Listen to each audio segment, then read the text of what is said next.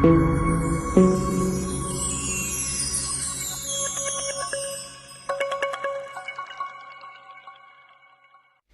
नानक ने जद सच बोलिया बाबर दे सामने खड़ के कहा सी, राजे शीही मुकद्दम कुत्ते जाए जगाइन बैठे सुत्ते, चाकर नेंदा पायन घाओ रत पित कुत्ते ओ चट जाओ। ते वजीर खां कहन लग्या, ऐ काजी तू हुण फतवा ला दे कि इन्हां बच्चियां नूं किस तरह खत्म किया जाए। ते जिहड़ा काजी सी ना ਉਹਦੀ उम्र बहुत वड्डी सी, बुढ़ा सी फतवा लाउंदा है। कहंदे शरह दे उल्ट है कि बुढ़े शरीर दा अते जिहड़ा बच्चियां दा शरीर है उन्हां दा खून असीं धरती ते नहीं डोल सकदे। तो काजी ने फिर उत्थे जिहड़ा बहुत वड्डा धार्मिक मनुख सी, सियाणी उम्र दा मनुख सी, तो उहने एक फतवा लाया। फतवा ये लाया कि इन्हां दा खून डोलण की जरूरत ही नहीं। चलो काजी कहन लग्या फतवा मैं ला दिना है। कहंदे आपां इन्हां दा खून डोलदे नहीं धरती ते, आपां इन्हां नूं जिउंदियां नूं नीआं दे विच चिणदे।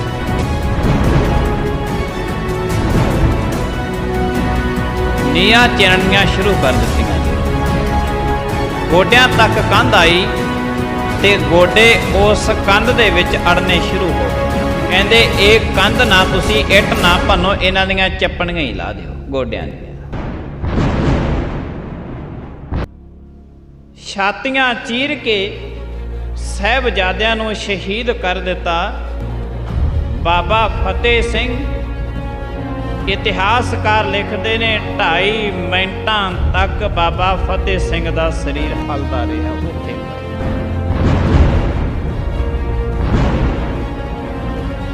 जिथे सिੱਖੀ ਦਾ बूटा लग्या उत्थे साहिबजादियां ने अपने सिर लाए हुए ने, उत्ते सिੱਖੀ ਦਾ बूटा लगे। सतगुरां दी साजी निवाजी गुरु रूप प्यारी गुरु सवारी साध संगत जी, आप सारियां संगतां नेता प्रति कर्म अनुसार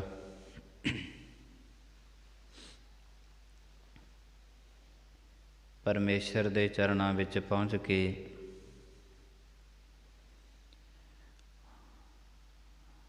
आपो अपने जन्म दे कुछ पल कुछ घड़ियां सफलिया करन दे यतन करते हैं।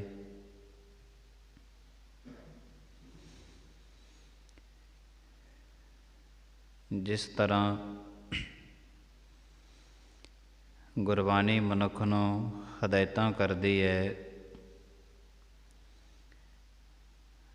गुरबाणी नूं पढ़न वाले सुनन वाले यतन करते हैं कि गुरबाणी दे गुरु दे दसे हुए मार्ग ते चलिया जावे, तां कि संसार दे विच जिहड़ा आउण जाण दा चक्कर है ये बिल्कुल खत्म हो जावे।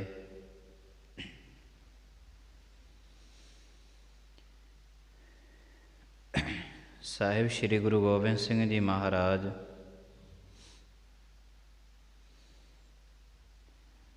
जिन्हां ने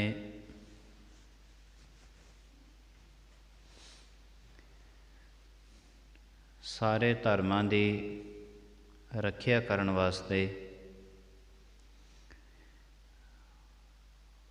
अपना सारे दा सारा सरबंस कुर्बान कर दिता है।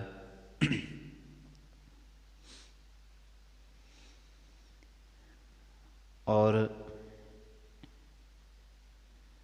सारे धर्मां दे इतिहास विच ऐसा किसी भी इतिहास का जिक्र नहीं है जैसा साहिब श्री गुरु गोबिंद सिंह महाराज जी की तरह किसी ने अपना सारे दा सारा सरबंस ही कुर्बान कर दिता होवे।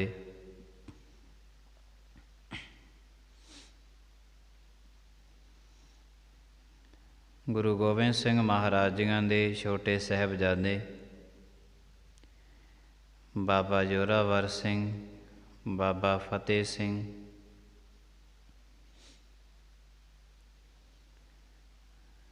ਇਤਿਹਾਸਕਾਰਾਂ ਨੇ 7 ਅਤੇ 9 ਸਾਲ ਦੀਆਂ ਉਮਰਾਂ ਸਾਹਿਬਜ਼ਾਦਿਆਂ ਦੀਆਂ ਰੱਖੀਆਂ ਨੇ ਦੱਸੀਆਂ ਹਨ।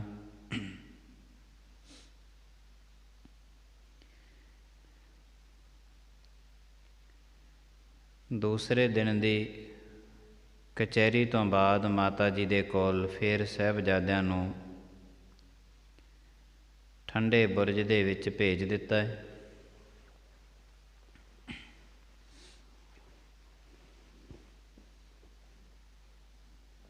ਇੱਧਰੋਂ ਕਈ ਦਿਨਾਂ ਤੋਂ ਲੈ ਕੇ ਮਾਤਾ ਅਤੇ ਬੱਚੇ ਭੁੱਖੇ ਪਿਆਸੇ ਹਨ। ਬਹੁਤੇ ਬਸਤਰ ਨਹੀਂ ਹੈ। ਹੱਥ ਪੈਰ ਬੁੱਲ੍ਹ ਬੱਚਿਆਂ ਦੇ ਨੀਲੇ ਹੋਏ ਪਏ ਨੇ ਠੰਡ ਦੇ ਨਾਲ। ਇਤਨੀ ਠੰਡ ਪੈਂਦੀ ਹੈ, ਮਾਤਾ ਗੁਜਰੀ ਜੀ ਉਹਨਾਂ ਬੱਚਿਆਂ ਨੂੰ ਨਿੱਘ ਦਿੰਦੇ ਹਨ। ਆਪਣੀ ਗੋਦ ਦੇ ਵਿੱਚ ਲੈ ਲੈ ਕੇ ਮਾਤਾ ਗੁਜਰੀ ਉਹਨਾਂ ਦੇ ਮੱਥੇ ਚੁੰਮਦੀ ਹੈ ਵਾਰੀ ਵਾਰੀ, ਔਰ ਬੜੀ ਠੰਡ ਨੇ ਵੀ ਜ਼ੋਰ ਪਕੜਿਆ ਹੋਇਆ ਹੈ। ਔਰ ਇਹਨਾਂ ਛੋਟੀਆਂ ਜਿੰਦਾਂ ਦਾ ਜਦ ਪਤਾ ਲੱਗਿਆ ਗੁਰੂ ਦੇ ਸਿੱਖ ਰੱਬ ਦੇ ਪਿਆਰੇ ਭਾਈ ਮੋਤੀ ਰਾਮ ਨੂੰ ਕਿ ਕਈ ਦਿਨਾਂ ਤੋਂ ਲੈ ਕੇ ਭੁੱਖੇ ਪਿਆਸੇ ਨੇ, ਭਾਈ ਮੋਤੀ ਰਾਮ ਠੰਡੇ ਬੁਰਜ ਦੇ ਸਿਪਾਹੀਆਂ ਤੋਂ ਬਚਦੇ ਹੋਏ ਇੱਕ ਪਾਸੇ ਪੌੜੀ ਲਾ ਕੇ ਗੜਵਾ ਦੁੱਧ ਦਾ ਲੈ ਕੇ ਮਾਤਾ ਜੀ ਦੇ ਕੋਲ ਠੰਡੇ ਬੁਰਜ ਦੇ ਉੱਪਰ ਪਹੁੰਚ ਗਏ ਨੇ। ਭਾਵੇਂ ਮੋਤੀ ਰਾਮ ਨੂੰ ਇਸ ਗੱਲ ਦਾ ਪਤਾ ਸੀ ਕਿ ਮੌਕੇ ਦੀਆਂ ਸਰਕਾਰਾਂ ਦਾ ਹੁਕਮ ਹੈ ਕਿ ਜਿਹੜਾ ਉਹਨਾਂ ਨੂੰ ਆਪਣੇ ਘਰ ਵਿੱਚ ਪਨਾਹ ਦੇਵੇ ਜਾਂ ਉਹਨਾਂ ਦੇ ਨਾਲ ਕਿਸੇ ਵੀ ਪ੍ਰਕਾਰ ਦਾ ਰਾਬਤਾ ਕਾਇਮ ਕਰੇ, ਉਹਨਾਂ ਨੂੰ ਸਾਰੇ ਪਰਿਵਾਰ ਨੂੰ ਖਤਮ ਕਰ ਦਿੱਤਾ ਜਾਵੇ।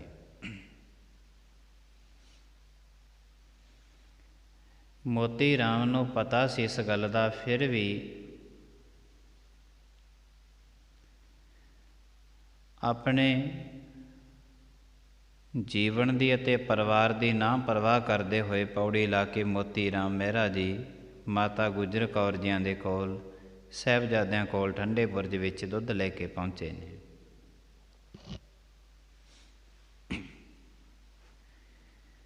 ਜੋ ਕੁਛ ਭਾਣਾ ਵਰਤਣਾ ਮੋਤੀ ਰਾਮ ਦੇ ਨਾਲ ਤੇ ਪਰਿਵਾਰ ਦੇ ਨਾਲ, ਬੱਚਿਆਂ ਦੇ ਨਾਲ, ਉਹਨਾਂ ਦੀ ਮਾਤਾ ਦੇ ਨਾਲ, ਇਹ ਮੋਤੀ ਰਾਮ ਨੂੰ ਸਾਰਾ ਪਹਿਲਾਂ ਪਤਾ ਸੀ। ਉਸ ਨੂੰ ਪਤਾ ਸੀ ਕਿ ਠੰਡੇ ਬੁਰਜ ਵਿੱਚ ਜਾਣ ਦਾ ਮੇਰਾ ਵੀ ਪਤਾ ਲੱਗ ਜਾਣਾ ਹੈ ਤੇ ਮੌਕੇ ਦੀ ਜੋ ਹਕੂਮਤ ਹੈ ਇਹ ਮੇਰੇ ਪਰਿਵਾਰ ਨੂੰ ਤੇ ਮੈਨੂੰ ਕਦੇ ਛੱਡੇਗੀ ਨਹੀਂ। ਇਤਨਾ ਕੁਛ ਪਤਾ ਹੋਣ ਦੇ ਬਾਵਜੂਦ ਵੀ ਮੋਤੀ ਰਾਮ ਮਹਿਰਾ ਜੀ ਮਾਤਾ ਗੁਜਰੀ ਜੀ ਨੂੰ ਸਾਹਿਬਜ਼ਾਦਿਆਂ ਵਾਸਤੇ ਗੜਵਾ ਦੁੱਧ ਦਾ ਲੈ ਕੇ ਗਏ ਨੇ। ਬਹੁਤ ਦਿਨਾਂ ਤੋਂ ਭੁੱਖੇ ਪਿਆਸੇ ਬੜੇ ਪਿਆਰ ਤੇ ਸਤਿਕਾਰ ਦੇ ਨਾਲ ਮੋਤੀ ਰਾਮ ਮਹਿਰੇ ਦਾ ਦੁੱਧ ਪੀਤਾ ਹੈ, ਕਿਉਂਕਿ ਸਿੱਖ ਦੀ ਜੋ ਵੀ ਭਾਵਨਾਵਾਂ ਹੈ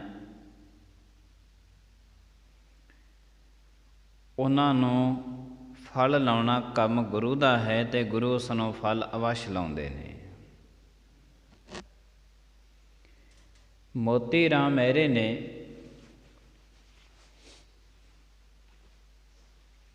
ਇਸ ਦੇ 2 ਬੱਚੇ ਨੇ, ਮਾਤਾ ਹੈ, ਪਤਨੀ ਹੈ।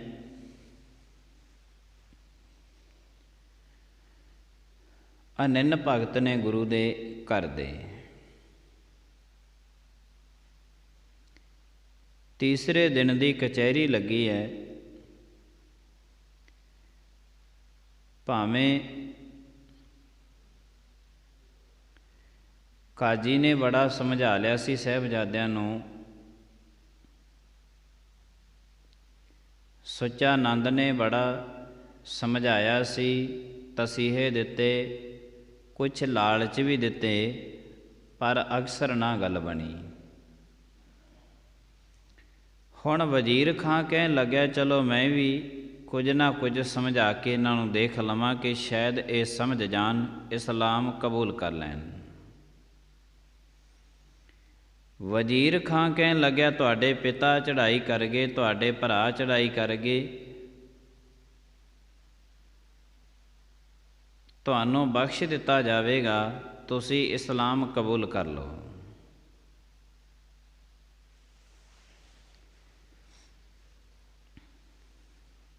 ਬੜਾ ਕੁਝ ਤੁਹਾਨੂੰ ਮਿਲੇਗਾ, ਰਾਜ ਭਾਗ ਤਖਤ ਤਾਜ ਦੇ ਦੇਵਾਂਗੇ।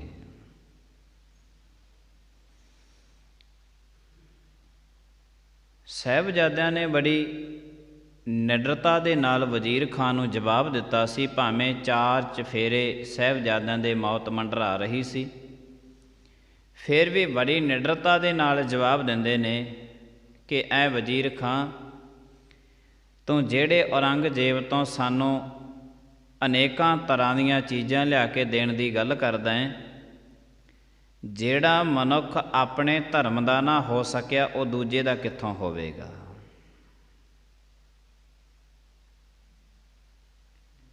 ਇਸਲਾਮ ਦੇ ਵਿੱਚ ਤੂੰ ਕਹਿੰਦਾ ਕਿ ਜੋ ਤੁਸੀਂ ਕਹੋਗੇ ਮਿਲ ਜਾਵੇਗਾ। ਇਸਲਾਮ ਦੇ ਸ਼ਰਅ ਦੇ ਮੁਤਾਬਕ ਇਹ ਨਹੀਂ ਬਣਦਾ ਕਿ ਇੱਕ ਮਾਸੂਮ ਬੱਚਿਆਂ 'ਤੇ ਤਸੀਹੇ ਦਿੱਤੇ ਜਾਣ ਜਾਂ ਕਿਸੇ ਬੁੱਢੇ ਸਰੀਰ ਨੂੰ ਤਸੀਹੇ ਦਿੱਤੇ ਜਾਣ। ਇਸਲਾਮ ਦੇ ਵਿੱਚ ਐਸਾ ਨਹੀਂ ਹੈ। ਤੇ ਵਜ਼ੀਰ ਖਾਂ, ਤੂੰ ਇੱਕ ਬੁੱਢੇ ਸਰੀਰ ਨੂੰ ਤੇ ਬੱਚਿਆਂ ਦੇ ਸਰੀਰ ਨੂੰ ਤਸੀਹੇ ਦੇ ਰਿਹਾ ਹੈ। ਜਿਹੜੇ ਔਰੰਗਜ਼ੇਬ ਦੀ ਗੱਲ ਤੂੰ ਕਰਦਾ ਪਿਆ, ਉਹਨੇ ਤੇ ਆਪਣਾ ਬਾਪ ਵੀ ਕਤਲ ਕਰ ਦਿੱਤਾ, ਉਹਨੇ ਆਪਣੇ ਭਰਾ ਵੀ ਕਤਲ ਕਰ ਦਿੱਤੇ, ਉਹਨੇ ਤਾਂ ਅਨੇਕਾਂ ਕਤਲ ਕਰ ਕਰਕੇ ਉਹ ਰਾਜ ਭਾਗ 'ਤੇ ਬੈਠਾ, ਉਹ ਤੋਂ ਅਸੀਂ ਕੀ ਲੈ ਲਵਾਂਗੇ ਤੇ ਕੀ ਸਾਨੂੰ ਦੇ ਦੇਵੇਗਾ। ਜਿਹੜਾ ਆਪਣੇ ਬਾਪ ਦਾ ਨਹੀਂ ਬਣਿਆ, ਜਿਹੜਾ ਆਪਣੇ ਧਰਮ ਦਾ ਨਹੀਂ ਬਣਿਆ, ਸਾਡਾ ਕਿੱਥੋਂ ਬਣ ਜਾਵੇਗਾ।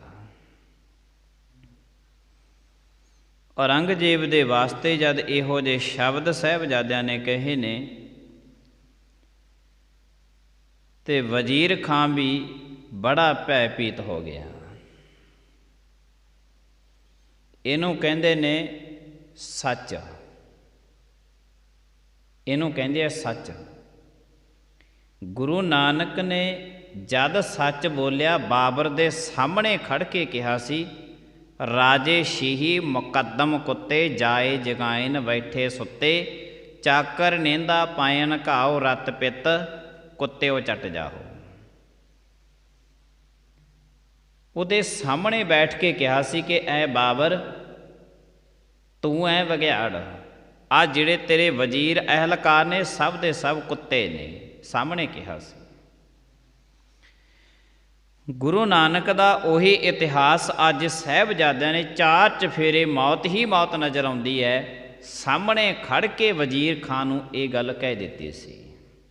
ਐ ਵਜ਼ੀਰ ਖਾਂ, ਜਿਹੜਾ ਆਪਣੇ ਧਰਮ ਦਾ ਨਹੀਂ ਹੋਇਆ, ਆਪਣੇ ਬਾਪ ਦਾ ਨਹੀਂ ਹੋ ਸਕਿਆ, ਆਪਣੇ ਬੱਚਿਆਂ ਦਾ ਨਹੀਂ ਹੋ ਸਕਿਆ, ਸਾਡਾ ਕਿੱਥੋਂ ਹੋ ਜਾਊਗਾ। ਤੂੰ ਉਸ ਦੀ ਗੱਲ ਕਰਦਾ ਹੈ। ਬੜੀ ਨਿਡਰਤਾ ਦੇ ਨਾਲ ਜਵਾਬ ਦਿੱਤਾ ਸੀ। ਫਿਰ ਜਦ ਇਹ ਜਵਾਬ ਸੁਣਿਆ, ਵਜ਼ੀਰ ਖਾਂ ਇੱਕ ਤੇ ਬਹੁਤ ਪਾਸਿਓਂ ਹਾਰ ਖਾ ਚੁੱਕਿਆ ਸੀ, ਦੂਸਰਾ ਇਹੋ ਜਿਹਾ ਜਵਾਬ ਵਜ਼ੀਰ ਖਾਂ ਨੂੰ ਕਿਸੇ ਨੇ ਅੱਜ ਤੱਕ ਨਹੀਂ ਦਿੱਤਾ ਸੀ, ਤੀਸਰਾ ਵਜ਼ੀਰ ਖਾਂ ਨੇ ਇਤਨੇ ਛੋਟੇ ਛੋਟੇ ਬੱਚਿਆਂ ਦੀ ਜ਼ੁਬਾਨ ਦੇ ਵਿੱਚੋਂ ਐਡੇ ਸ਼ਬਦ ਕਦੇ ਸੁਣੇ ਨਹੀਂ ਸਨ। ਤੇ ਵਜ਼ੀਰ ਖਾਂ ਕਹਿਣ ਲੱਗਿਆ, ਐ ਕਾਜੀ, ਤੂੰ ਹੁਣ ਫਤਵਾ ਲਾ ਦੇ ਕਿ ਇਹਨਾਂ ਬੱਚਿਆਂ ਨੂੰ ਕਿਸ ਤਰ੍ਹਾਂ ਖਤਮ ਕੀਤਾ ਜਾਵੇ। ਤੇ ਜਿਹੜਾ ਕਾਜੀ ਸੀ ਨਾ ਉਹਦੀ ਉਮਰ ਬਹੁਤ ਵੱਡੀ ਸੀ, ਬੁੱਢਾ ਸੀ ਉਮਰ ਦਾ। ਆਪ ਜੀ ਜਰਾ ਨਾਲ ਦੇ ਨਾਲ ਨੋਟ ਕਰਦੇ ਜਾਇਓ ਕਿ ਕਾਜੀ ਜਿਹੜਾ ਫਤਵਾ ਲਾਉਂਦਾ ਹੁੰਦਾ ਸੀ, ਇੱਕ ਬਹੁਤ ਮੁਖੀਆ ਧਾਰਮਿਕ ਬੰਦਾ ਮੰਨਿਆ ਜਾਂਦਾ ਸੀ ਕਾਜੀ ਉਹਨਾਂ ਸਮਿਆਂ ਵਿੱਚ।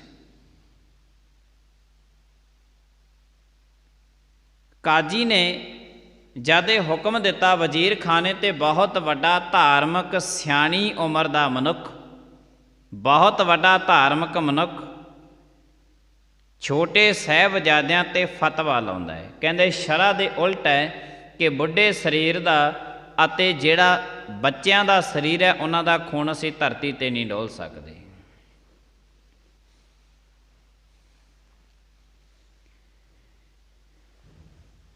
ਇੱਕ ਬਹੁਤ ਵੱਡਾ ਧਾਰਮਿਕ ਮੁੱਖ ਬੰਦਾ ਆਪਣੇ ਆਪ ਨੂੰ ਬਹੁਤ ਸਿਆਣਪ ਸਮਝਣ ਵਾਲਾ। ਇੱਥੇ ਦੋ ਗੱਲਾਂ ਨੋਟ ਕਰ ਲੈਣੀਆਂ ਕਿ ਬਹੁਤ ਵੱਡਾ ਧਾਰਮਿਕ ਮਨੁੱਖ ਬਹੁਤਾ ਵੱਡਾ ਸਿਆਣਾ ਨਹੀਂ ਹੋ ਸਕਦਾ,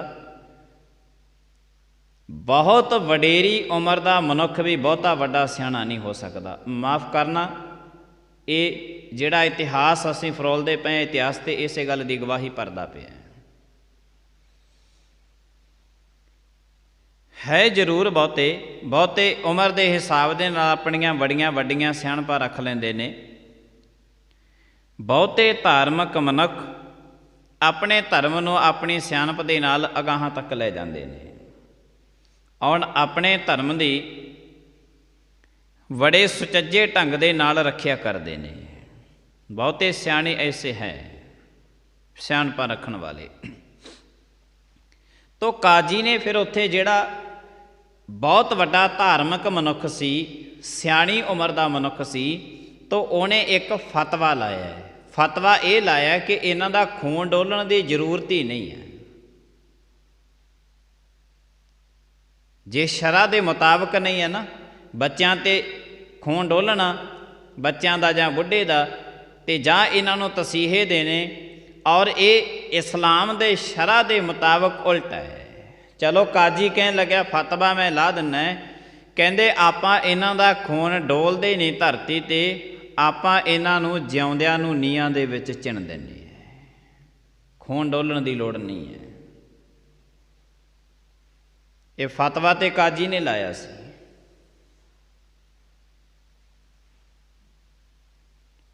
ਦੁਨੀਆ ਕੀ ਕਰਦੀ ਹੈ, ਆਪਣੀ ਵੱਡੀ ਉਮਰ ਨੂੰ ਸਿਰ 'ਤੇ ਚੱਕ ਕੇ ਸਾਰੀ ਜ਼ਿੰਦਗੀ ਬਰਬਾਦ ਕਰਕੇ ਰੱਖ ਲੈਂਦੇ ਆ ਆਪਣੀ, ਕਿ ਅਸੀਂ ਵੱਡੀ ਉਮਰ ਦੀਆਂ ਤੇ ਬਹੁਤੇ ਵੱਡੇ ਸਿਆਣੇ।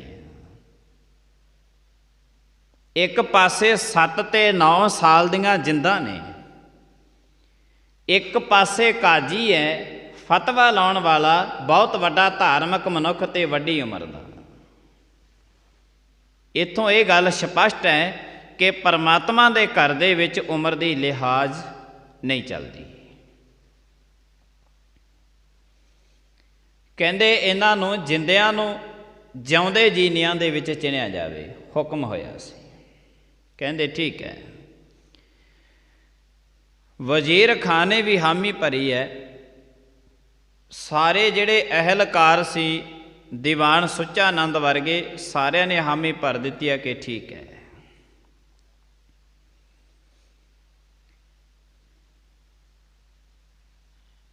ਬਸ ਇੱਕੋ ਹੀ ਉਹ ਚਾਹੁੰਦੇ ਸਨ ਕਿ ਕਿਵੇਂ ਨਾ ਕਿਵੇਂ ਸਾਹਿਬਜ਼ਾਦਿਆਂ ਨੂੰ ਖਤਮ ਕਰ ਦਿੱਤਾ ਜਾਵੇ। ਉਹਨਾਂ ਸਾਰਿਆਂ ਨੇ ਆਪਣੇ ਧਰਮ ਤੋਂ ਉਲਟ ਕਰਮ ਕੀਤਾ। ਕਾਜੀ ਨੂੰ ਸਾਹਿਬਜ਼ਾਦੇ ਕਹਿੰਦੇ ਤੇਰੇ ਇਸਲਾਮ ਦੇ ਵਿੱਚ ਜੇ ਇਹ ਆਉਂਦੀ ਹੈ ਤੇ ਤੂੰ ਕਰ ਫਤਵਾ ਲਾ ਦੇ, ਕਮ ਸੇ ਕਮ ਤੂੰ ਸਾਡੇ ਧਰਮ ਦਾ ਨਾ ਬਣ। ਜਿਹਨੂੰ ਸਾਨੂੰ ਆਪਣੇ ਧਰਮ ਦੇ ਅੰਦਰ ਤੂੰ ਲਿਜਾਣਾ ਚਾਹੁੰਦਾ, ਤੂੰ ਆਪਣੇ ਧਰਮ ਦਾ ਪਹਿਲਾਂ ਖੁਦ ਬਣ ਕੇ ਦਿਖਾ, ਸੀ ਫਿਰ ਤੇਰੇ ਮਗਰ ਆ। ਤੂੰ ਤੇ ਆਪਣੇ ਧਰਮ ਦਾ ਨਹੀਂ ਬਣਿਆ। ਤੇਰੀ ਸ਼ਰ੍ਹਾ ਤੇ ਇਹ ਗੱਲ ਕਹਿੰਦੀ ਨਹੀਂ, ਇਸਲਾਮ ਤੇ ਇਹ ਗੱਲ ਕਹਿੰਦੀ ਨਹੀਂ ਕਿ ਕਿਸੇ ਸਾਹਿਬਜ਼ਾਦਿਆਂ ਨੂੰ 7 ਤੇ 9 ਸਾਲ ਦੀਆਂ ਛੋਟੀਆਂ ਛੋਟੀਆਂ ਬੱਚਿਆਂ 'ਤੇ ਤਸੀਹੇ ਦਿੱਤੇ ਜਾਣ ਅਤੇ ਉਹਨਾਂ ਨੂੰ ਸ਼ਹੀਦ ਕਰ ਦਿੱਤਾ ਜਾਵੇ। ਐ ਕਾਜੀ, ਫਤਵਾ ਲਾਉਣ ਵਾਲੇ ਕਾਜੀ, ਤੂੰ ਵੀ ਆਪਣੇ ਧਰਮ ਦਾ ਮਨੁੱਖ ਨਹੀਂ ਰਿਹਾ। ਗਜਬ ਦੀਆਂ ਗੱਲਾਂ ਸੀ ਸਾਹਿਬਜ਼ਾਦਿਆਂ ਦੀਆਂ। ਤੂੰ ਵੀ ਆਪਣੇ ਧਰਮ ਦਾ ਨਹੀਂ ਰਿਹਾ। ਜੇ ਤੇਰਾ ਧਰਮ ਇਸ ਗੱਲ ਦੀ ਹਾਮੀ ਭਰਦਾ ਹੈ ਤੇ ਤੂੰ ਫਤਵਾ ਲਾ ਦੇ, ਕੋਈ ਗੱਲ ਨਹੀਂ। ਪਰ ਇਸਲਾਮ ਦੇ ਵਿੱਚ ਇਸ ਗੱਲ ਤੇ, ਇਹ ਗੱਲ ਲਿਖਤੀ ਰੂਪ ਦੇ ਵਿੱਚ ਹੈ, ਇਸਲਾਮ ਦੇ ਵਿੱਚ ਇਹ ਗੱਲ ਕਬੂਲ ਨਹੀਂ ਹੈ। ਕਾਜੀ ਨੇ ਫਤਵਾ ਲਾਇਆ ਕਿਉਂਕਿ ਉਹਨਾਂ ਨੇ, ਵਜ਼ੀਰ ਖਾਨ ਨੇ ਸਾਹਿਬਜ਼ਾਦਿਆਂ ਨੂੰ ਪੁੱਛ ਲਿਆ ਸੀ, ਕਹਿੰਦੇ ਜੇ ਤੁਹਾਨੂੰ ਛੱਡ ਦਿੱਤਾ ਜਾਵੇ ਤੁਸੀਂ ਕੀ ਕਰੋਗੇ? ਇਹ ਸਾਹਿਬਜ਼ਾਦੇ ਕਹਿਣ ਲੱਗੇ ਅਸੀਂ ਜੰਗਲਾਂ ਦੇ ਵਿੱਚ ਜਾਵਾਂਗੇ, ਜਿਹੜੇ ਵਿਖੜੇ ਸਿੰਘ ਨੇ ਉਹਨਾਂ ਨੂੰ ਇਕੱਠੇ ਕਰਾਂਗੇ, ਵਿਖੜੇ ਸਿੰਘਾਂ ਨੂੰ ਇਕੱਠੇ ਕਰਕੇ ਜਥਾ ਬਣਾ ਕੇ ਜ਼ਬਰ ਤੇ ਜ਼ੁਲਮ ਦੇ ਵਿਰੁੱਧ ਟੱਕਰ ਲਵਾਂਗੇ। ਵਜ਼ੀਰ ਖਾਂ ਕਹਿਣ ਲੱਗਿਆ ਨਹੀਂ, ਇਹ ਨਹੀਂ ਮੰਨਣੇ ਇਹਨਾਂ ਨੇ।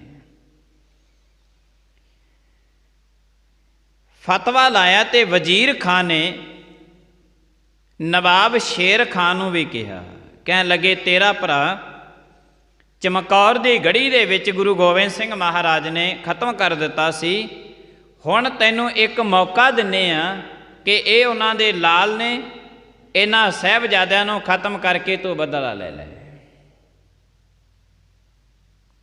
ਨਵਾਬ ਸ਼ੇਰ ਖਾਂ ਨੇ ਇਹ ਗੱਲ ਕਹਿ ਕੇ ਜਵਾਬ ਦੇ ਦਿੱਤਾ ਸੀ, ਕਹਿਣ ਲੱਗੇ ਮੈਂ ਇਹ ਕਦੀ ਵੀ, ਜੇ ਗੁਰੂ ਗੋਬਿੰਦ ਸਿੰਘ ਮਹਾਰਾਜ ਜੀ ਮੈਨੂੰ ਮਿਲ ਗਏ ਤੇ ਮੈਂ ਉਹਨਾਂ ਦੇ ਨਾਲ ਤੇ ਲੜਾਈ ਝਗੜਾ ਕਰ ਲਵਾਂਗਾ, ਉਹਨਾਂ ਤੋਂ ਤੇ ਬਦਲਾ ਲੈ ਲਵਾਂਗਾ, ਇਹਨਾਂ ਛੋਟੇ ਛੋਟੇ ਬੱਚਿਆਂ ਤੋਂ ਮੈਂ ਬਦਲਾ ਨਹੀਂ ਲਵਾਂਗਾ। ਇਹ ਗੱਲ ਕਹਿ ਕੇ ਨਵਾਬ ਸ਼ੇਰ ਖਾਂ ਮਲੇਰਕੋਟਲੇ ਵਾਲਾ ਕਚਹਿਰੀ ਦੇ ਵਿੱਚੋਂ ਨਿਕਲ ਗਿਆ ਸੀ।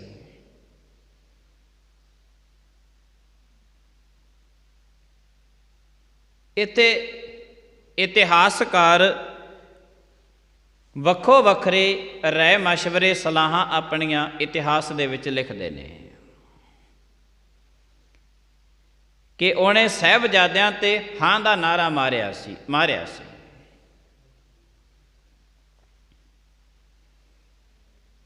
ਪਰ ਮਾਰਿਆ ਕਿਉਂ ਸੀ?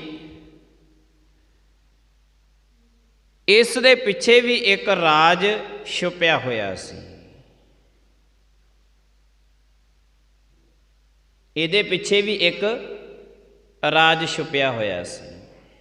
ਨਵਾਬ ਸ਼ੇਰ ਖਾਂ ਮਲੇਰਕੋਟਲੇ ਵਾਲਾ ਕਿਉਂ ਹਾਂ ਦਾ ਨਾਰਾ ਮਾਰ ਕੇ ਨਿਕਲ ਗਿਆ ਸੀ ਕਚਹਿਰੀ ਵਿੱਚੋਂ? ਸੋ ਇਹ ਆਪਾਂ ਜਦ ਸਮਾਂ ਮਿਲੇਗਾ, ਸਮੇਂ ਦੇ ਹਿਸਾਬ ਦੇ ਨਾਲ ਆਪਾਂ ਸਰਵਣ ਕਰ ਲਵਾਂਗੇ। ਇਹ ਨਿਕਲ ਗਿਆ ਕਚਹਿਰੀ ਵਿੱਚੋਂ ਤੇ ਵਜ਼ੀਰ ਖਾਨ ਨੇ ਕਿਹਾ, ਕਾਜੀ ਨੇ ਫਤਵਾ ਲਾ ਦਿੱਤਾ। ਇੱਧਰੋਂ ਜਦੋਂ ਅੰਮ੍ਰਿਤ ਵੇਲੇ ਮਾਤਾ ਗੁਜਰੀ ਜੀ ਬਹੁਤ ਸਦੇਹਾ ਉੱਠੇ ਸਨ, ਬੱਚਿਆਂ ਨੂੰ ਵੀ ਉਠਾਇਆ ਗਿਆ ਔਰ ਅੰਮ੍ਰਿਤ ਵੇਲਾ ਤੇ ਸਿਪਾਹੀਆਂ ਨੇ ਜਦ ਕਿਹਾ ਕਿ ਇਹਨਾਂ ਦੀ ਕਚਹਿਰੀ ਦੇ ਵਿੱਚ ਪੇਸ਼ੀ ਹੈ, ਲੈ ਕੇ ਜਾਣਾ ਸਾਹਿਬਜ਼ਾਦਿਆਂ ਨੂੰ, ਤੇ ਮਾਤਾ ਗੁਜਰੀ ਜੀ ਨੇ ਨੀਲੇ ਵਸਤਰ ਉਹਨਾਂ ਸਾਹਿਬਜ਼ਾਦਿਆਂ ਦੇ ਪਹਿਨਾਏ ਨੇ, ਛੋਟੇ ਛੋਟੇ ਲਾਲ ਸਜਾ ਕੇ ਮਾਤਾ ਗੁਜਰੀ ਜੀ ਨੇ ਸਜਾ ਕੇ ਤੋਰੇ ਨੇ। ਮਾਤਾ ਗੁਜਰੀ ਜੀ ਨੇ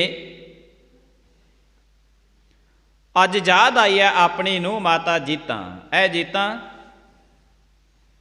ਜੇ ਕਦੇ ਤੋਂ ਅੱਜ ਹੁੰਦੀ ਤੇ ਆਪਣੇ ਲਾਲ ਨੂੰ ਵੇਖਦੀ ਕਿ ਤੇਰਾ ਲਾਲ ਕਿਵੇਂ ਇਹ ਸੰਸਾਰ ਦੇ ਵਿੱਚੋਂ ਲਾੜੀ ਮੌਤ ਨੂੰ ਵਿਆਹ ਕੇ ਲੈ ਕੇ ਜਾਵੇਗਾ। ਅੱਜ ਤੂੰ ਦੇਖ ਲੈਂਦੀ ਇਹਨਾਂ ਦੇ ਚੰਨ ਵਰਗੇ ਮੁਖੜੇ। ਸਾਹਿਬਜ਼ਾਦਿਆਂ ਤੇ ਫਤਵਾ ਲਾਇਆ ਗਿਆ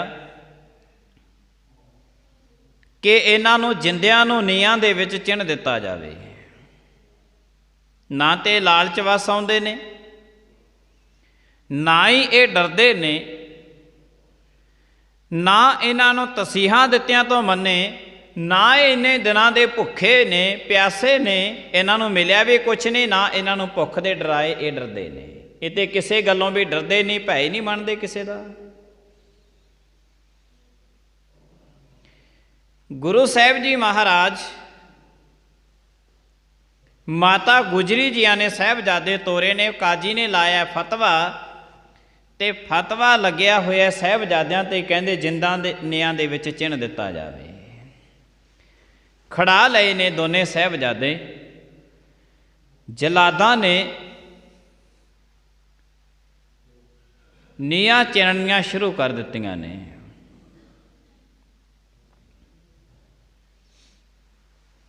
ਜਦ ਗੋਡਿਆਂ ਤੱਕ ਇਹਨਾਂ ਦੇ ਕੰਧ ਆਈ ਹੈ ਨਾ, ਇਤਿਹਾਸਕਾਰ ਵੱਖੋ ਵੱਖਰੇ ਆਪਣੇ ਜਿਹੜੇ ਨੇ ਵੱਖੋ ਵੱਖਰਾ ਆਪਣਾ ਗਿਆਨ ਰੱਖਦੇ ਨੇ। ਗੋਡਿਆਂ ਤੱਕ ਕੰਧ ਆਈ ਤੇ ਗੋਡੇ ਉਸ ਕੰਧ ਦੇ ਵਿੱਚ ਅੜਨੇ ਸ਼ੁਰੂ ਹੋ ਗਏ ਨੇ। ਇੱਟ ਭੰਨਣ ਲੱਗਿਆ ਨਾ ਜਲਾਦ, ਕੋਲ ਖੜੇ ਜਿਹੜੇ ਇਹ ਆਪਣੇ ਆਪ ਨੂੰ ਬਹੁਤ ਵੱਡੇ ਧਾਰਮਿਕ ਅਖਵਾਉਂਦੇ ਸੀ, ਕਹਿੰਦੇ ਇੱਟ ਭੰਨ ਕੇ ਨਾ ਲਾ। ਕਈ ਇਤਿਹਾਸਕਾਰ ਲਿਖਦੇ ਨੇ ਕਿ ਸਾਹਿਬਜ਼ਾਦਿਆਂ ਨੇ ਖੁਦ ਕਿਹਾ ਸੀ ਕਿ ਤੂੰ ਇੱਟ ਨਾ ਭੰਨ, ਸਾਡੇ ਗੋਡੇ ਦੀ ਚੱਪਣੀਆਂ ਹੀ ਲਾ ਦੇ। ਤੇ ਪਰ ਕਈ ਯੋਗੀ ਅੱਲਾ ਖਾਨ ਹੋਰ ਲਿਖਦੇ ਨੇ, ਕਹਿੰਦੇ ਉਹਨਾਂ ਜਲਾਦਾਂ ਨੇ ਕਹਿ ਦਿੱਤਾ ਸੀ, ਕਹਿੰਦੇ ਇਹ ਕੰਧ ਨਾ ਤੁਸੀਂ ਇੱਟ ਨਾ ਭੰਨੋ, ਇਹਨਾਂ ਦੀਆਂ ਚੱਪਣੀਆਂ ਹੀ ਲਾ ਦਿਓ ਗੋਡਿਆਂ ਦੀਆਂ।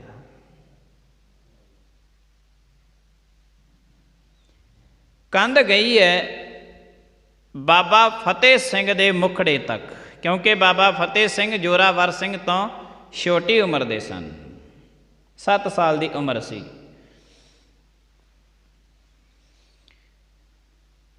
ਇੱਕ ਦੂਸਰੇ ਵੱਲ ਝਾਕਦੇ ਨੇ। ਵਜ਼ੀਰ ਖਾਂ ਤੇ ਸਾਰੇ ਜਿਹੜੇ ਖੜੇ ਸੀ, ਇਹਨਾਂ ਨੇ ਕਿਹਾ ਵੀ ਸ਼ਾਇਦ ਹੁਣ ਮੰਨਣਗੇ, ਹੁਣ ਮੰਨਣਗੇ। ਇੱਕ ਦੂਸਰੇ ਵੱਲ ਝਾਕਦੇ ਨੇ, ਸ਼ਾਇਦ ਇਹ ਡਰ ਗਏ ਹੋਣ। ਬਾਬਾ ਜੋਰਾਵਰ ਸਿੰਘ ਮੁਸਕਰਾ ਕੇ ਬਾਬਾ ਫਤਿਹ ਸਿੰਘ ਨੂੰ ਕਹਿੰਦੇ ਨੇ ਇਸ਼ਾਰਿਆਂ ਦੇ ਵਿੱਚ, ਇਹ ਫਤਿਹ ਸਿੰਘ ਆਇਆ ਤੇ ਮੈਥੋਂ ਮਗਰੋਂ ਸੀ। ਕਮਾਲ ਦੀ ਗੱਲ ਹੈ ਕਿ ਅੱਜ ਦਾਦੇ ਦੀ ਗੋਦ ਦੇ ਵਿੱਚ ਤੂੰ ਮੈਥੋਂ ਪਹਿਲਾਂ ਚੱਲੇ, ਪਹਿਲਾਂ ਚੱਲੇ। ਅੱਜ ਦਾਦੇ ਦੀ ਗੋਦ ਦੇ ਵਿੱਚ ਤੂੰ ਪਹਿਲਾਂ ਚੱਲਿਆ, ਆਇਆ ਤੂੰ ਮੈਥੋਂ ਮਗਰੀ ਸੀ, ਇਸ਼ਾਰਿਆਂ ਦੇ ਵਿੱਚ। ਜਲਾਦ ਨੀਆਂ ਚਿਣਦੇ ਗਏ। ਜਦ ਦੋਨੇ ਸਾਹਿਬਜ਼ਾਦਿਆਂ ਦੇ ਮੁਖੜੇ ਤੱਕ ਨੀਆਂ ਆਈਆਂ ਨੇ ਤੇ ਉਸ ਤੋਂ ਅਗਾਹਾਂ ਇਹਨਾਂ ਜਲਾਦਾਂ ਨੇ ਉਹਨਾਂ ਨੂੰ ਨੀਆਂ ਦੇ ਵਿੱਚ ਚਿਣ ਦਿੱਤਾ ਹੈ, ਤੇ ਉਸ ਕੰਧ ਦਾ ਜਿਹੜਾ ਪਿਛਲਾ ਭਾਗ ਸੀ ਉਹ ਡਿੱਗ ਪਿਆ, ਤੇ ਸਾਹਿਬਜ਼ਾਦੇ ਵੀ ਉਸ ਤੇ ਡਿੱਗੇ ਪਏ ਨੇ। ਸਾਹਿਬਜ਼ਾਦੇ ਵੀ ਡਿੱਗੇ ਪਏ ਨੇ। ਬੇਹੋਸ਼ੀ ਦੀ ਹਾਲਤ ਦੇ ਵਿੱਚ ਇਹਨਾਂ ਨੇ ਪਾਣੀ ਦੇ ਛਿੱਟੇ ਮਾਰੇ ਨੇ। ਕੁਝ ਸਵਾਸ ਸਾਹਿਬਜ਼ਾਦਿਆਂ ਦੇ ਚੱਲ ਰਹੇ ਨੇ। ਵਜ਼ੀਰ ਖਾਂ ਪੁੱਛਦਾ, ਇਹ ਕਾਜੀ ਪੁੱਛਦਾ, ਕਹਿਣ ਲੱਗੇ ਐ ਸਾਹਿਬਜ਼ਾਦਿਓ, ਹਜੇ ਵੀ ਮੌਕਾ ਹੈ, ਜੇ ਤੁਸੀਂ ਇਸਲਾਮ ਕਬੂਲ ਕਰ ਲਵੋ ਤੁਹਾਡੀਆਂ ਜਾਨਾਂ ਹੁਣ ਵੀ ਬਖਸ਼ੀਆਂ ਜਾਣਗੀਆਂ। ਬੋਲੇ ਨਹੀਂ, ਸਿਰ ਫੇਰ ਦਿੱਤਾ, ਕਹਿਣ ਲੱਗੇ ਜੋ ਤੇਰੇ ਮਨ ਪਾਉਂਦਾ, ਜੋ ਤੇਰੀ ਇੱਛਾ ਹੈ ਸਾਡੇ ਨਾਲ ਉਹੀ ਕਰ ਲਾ, ਅਸੀਂ ਇਸਲਾਮ ਕਬੂਲ ਨਹੀਂ ਕਰਨਾ, ਨਹੀਂ ਕਰਾਂਗੇ।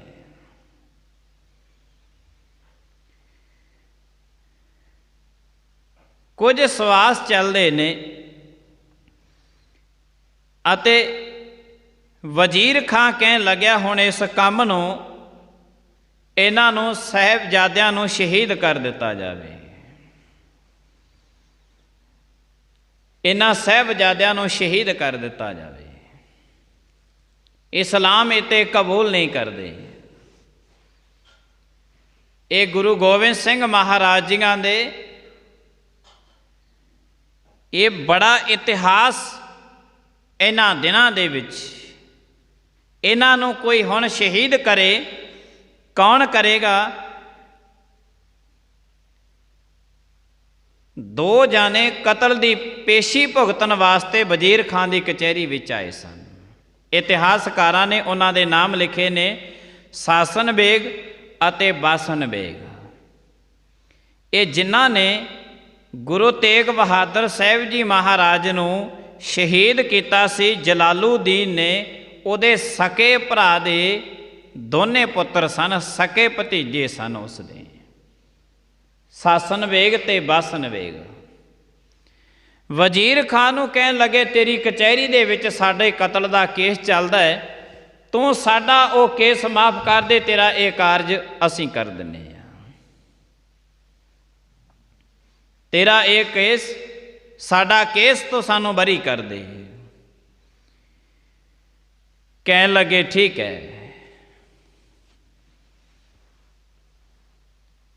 ਕਹਿੰਦੇ ਵਜ਼ੀਰ ਖਾਨ ਤੋਂ ਹੁਣ ਦੱਸ ਕੇ ਤਿੰਨ ਤਰੀਕਿਆਂ ਦੇ ਨਾਲ ਕਤਲ ਕੀਤਾ ਜਾਂਦਾ ਹੈ।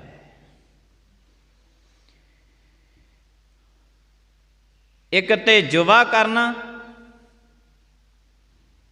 ਹਲਾਲ ਕਰਕੇ ਮਾਰਨਾ, ਜ਼ਰ ਹਰਾ ਕਰਕੇ ਮਾਰਨਾ।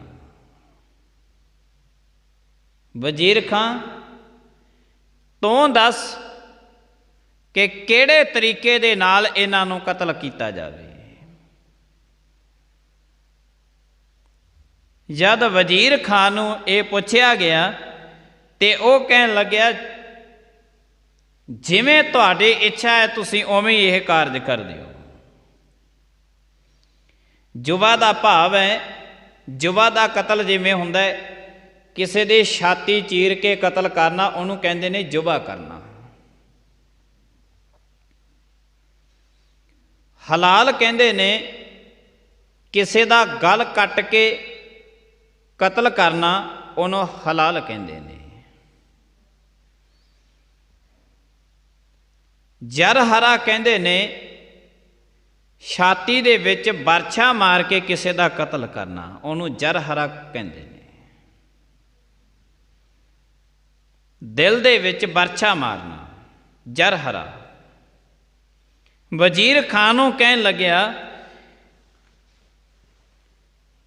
ਵਜ਼ੀਰ ਖਾਨ ਕਹਿੰਦਾ ਤੁਸੀਂ ਜਿਵੇਂ ਕਰੋ ਆਪਣੀ ਇੱਛਾ ਦੇ ਨਾਲ ਇਹਨਾਂ ਦਾ ਇਹ ਕਾਰਜ ਮੇਰਾ ਕਰ ਦਿਓ। ਸਾਹਿਬਜ਼ਾਦੇ ਕੁਝ ਸਵਾਸ ਚੱਲਦੇ ਨੇ, ਇਹਨਾਂ ਸਾਸਨਾ ਬੇਗ ਅਤੇ ਬਾਸਨ ਬੇਗ ਨੇ ਸਾਹਿਬਜ਼ਾਦਿਆਂ ਦੀ ਛਾਤੀ ਦੇ ਉੱਤੇ ਬੈਠ ਕੇ ਦੋਨੇ ਸਾਹਿਬਜ਼ਾਦਿਆਂ ਦੀ ਛੁਰੀ ਦੇ ਨਾਲ ਛਾਤੀ ਚੀਰ ਕੇ ਦੋਨੇ ਸਾਹਿਬਜ਼ਾਦਿਆਂ ਨੂੰ ਸ਼ਹੀਦ ਕਰ ਦਿੱਤਾ ਸੀ। ਇਹ ਜਲਾਦ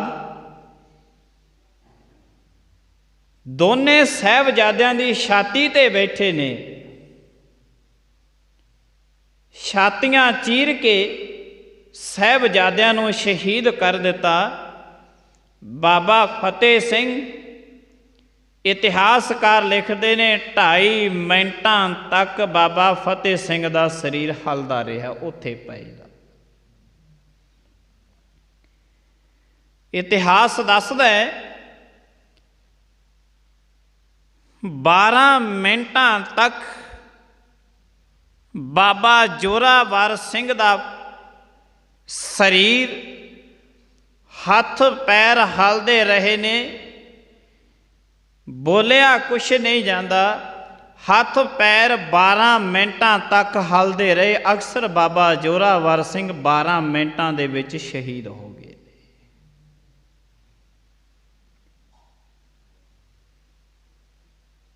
ਅਸੀਂ ਅੱਜ ਜੇ ਸਾਹਿਬਜ਼ਾਦੇ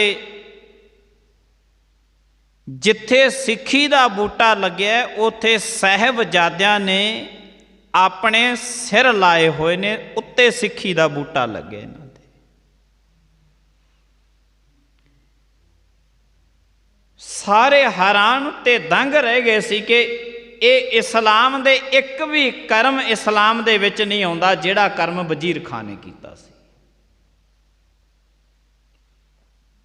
ਗੁਰੂ ਗੋਬਿੰਦ ਸਿੰਘ ਮਹਾਰਾਜ ਛਡਵਾ ਸਕਦੇ ਸੀ, ਸਾਹਿਬਜ਼ਾਦਿਆਂ ਨੂੰ ਬਚਾ ਸਕਦੇ ਸੀ, ਪਰ ਦੁਨੀਆ ਨੂੰ ਦਿਖਾਉਣਾ ਸੀ